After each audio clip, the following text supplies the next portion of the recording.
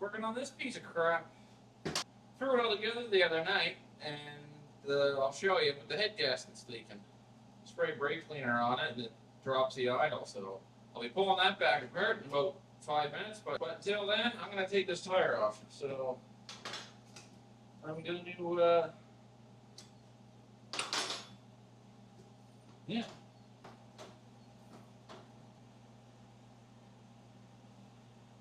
Hopefully I can do this without popping 4 tubes. There we go.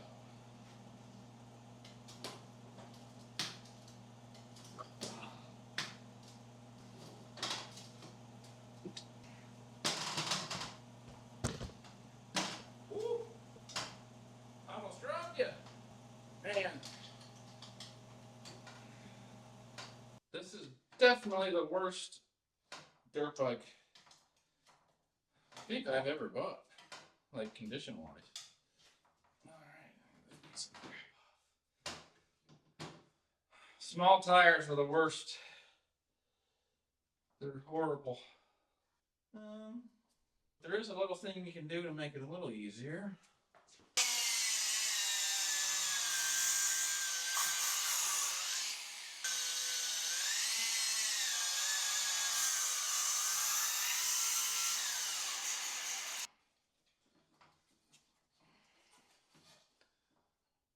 Oh man. Gee.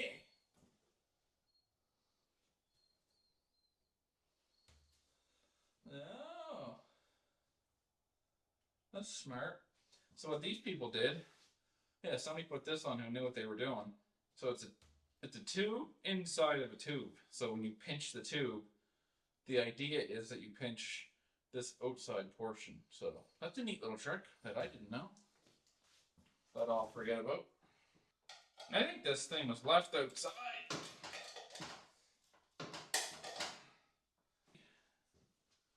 Pretty rough.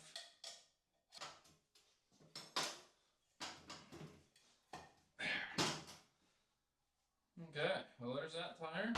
New one. So she's an Amazon unit, but it's same tread pattern as what should be on there. So she's got a rotation to her somewhere. No, it doesn't because it's from China. Okay, so I'll throw this on.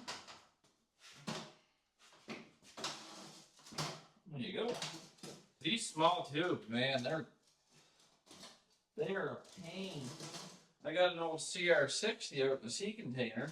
It's out in the sea container not being ridden because I couldn't get a tube in the back of it. So I don't know what's going on with that head gasket. I'm hoping it's not crazy.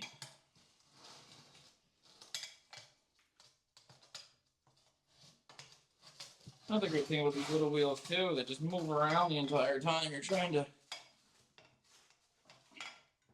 get them on.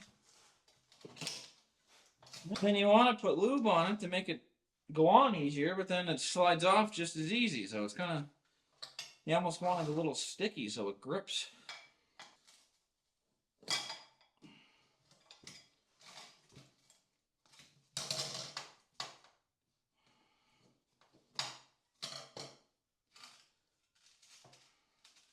You never want to use a screwdriver or anything when you're changing tires. That's when you pinch the tube.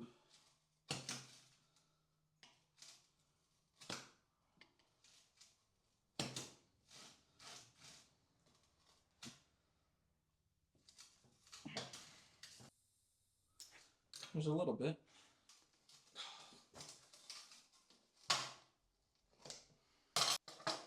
Man.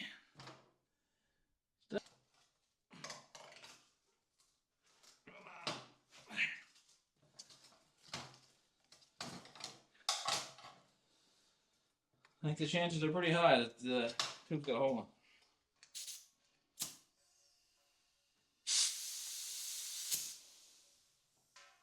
Oh no. It's coming out as fast as it's going in. Okay, well, that's a practice run for Now I'll take apart this motor again that I just put together. It's I'll try showing you what it's doing. You might not be able to pick it up on the camera, but I'll get it running. I'll spray brake cleaner right here on this. That's where your head gasket is, and you can hear the idle just drop. So I'll try to show you what's doing here.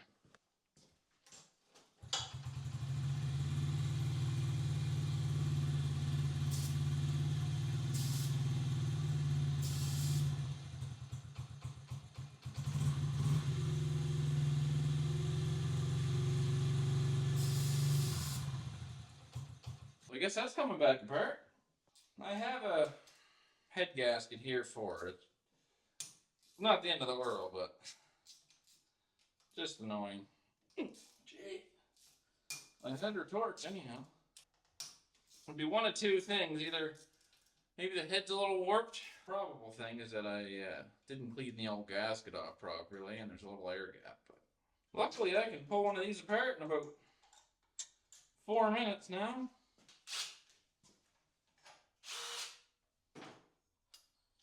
Ooh, that's not good. Well, that little piece of plastic just fell out of the side case here. So. Okay, so I'm assuming this matters. I don't know if it does, but I'm just going to take a wild guess and say yes. This is the stock bore or whatever of the stock head gasket, the metal riveted together one. This is the one I put in without checking, and then there's your size difference. So it's if I line the holes up,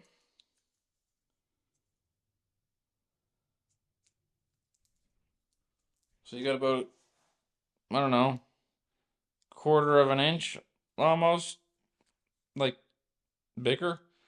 So I assume it wasn't clamping enough. And yeah, I guess that's that. Now I'm wondering, can I reuse this? Can be reused if they have very low runtime. So this is an 01. It's 26. So it's only got 24 or 5 years runtime. Absolutely never reuse it. Arguably the most important gasket on this entire engine, and I'm just reusing the old ones.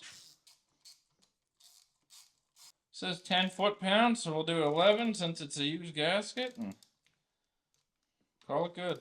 A reused Honda gasket's better than a brand new China one. So okay, so we'll do. Oh, so we'll hold on to this chain. Up here, you little bugger. And it was running super lean the other night when I was running it because it was just pulling air in. So this should fix it.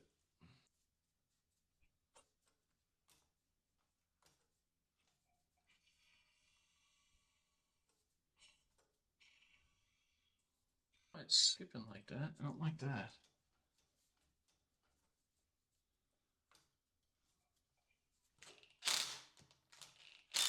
Well, I'll start it for like 2 seconds. Make sure you'll know if the timing's off.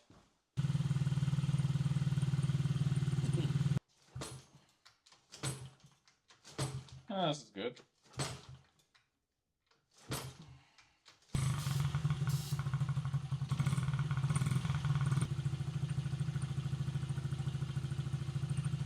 I have to take this side cover off and give it a little go over.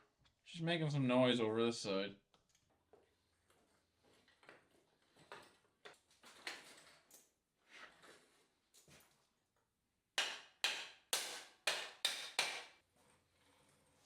I'll see it work.